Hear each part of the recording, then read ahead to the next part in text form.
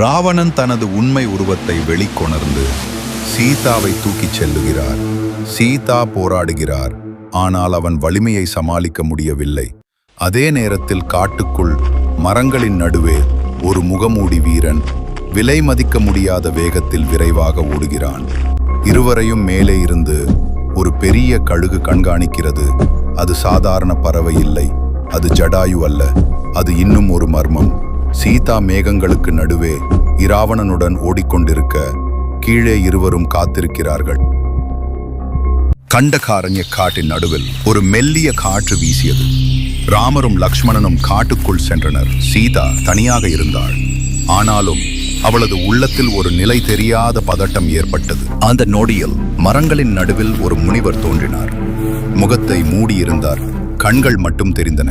யார் என்று சந்தேகம் எழும்பியது. அந்த நொடியே முனிவரின் வேடம் உடிந்து விழுந்தது. 10 தலைகளுடன், தீப்பெருக்கும் கண்களுடன் இராவணன் வெளிப்பட்டான்.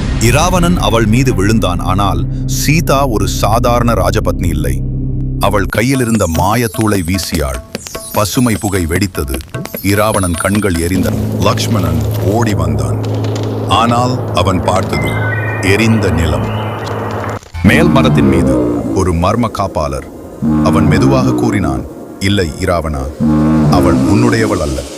ராவணன் தனது உண்மை உருவத்தை வெளிக்கொணர்ந்து சீதாவை தூக்கிச் செல்லுகிறார். சீதா போராடுகிறார், ஆனால் அவன் வலிமையை சமாளிக்க முடியவில்லை. அதே நேரத்தில் காட்டுக்குள் மரங்களின் நடுவே ஒரு முகமூடி வீரன் விலை மதிக்க முடியாத வேகத்தில் விரைவாக ஓடுகிறான். இருவரையும் மேலே இருந்து ஒரு பெரிய கழுகு கண்காணிக்கிறது. அது சாதாரண பறவை இல்லை, அது ஜடாயு அல்ல, அது இன்னும் ஒரு மர்மம். சீதா மேகங்களுக்கு நடுவே இராவணனுடன் ஓடிக்கொண்டிருக்க கீழே இருவரும் காத்திருக்கிறார்கள்.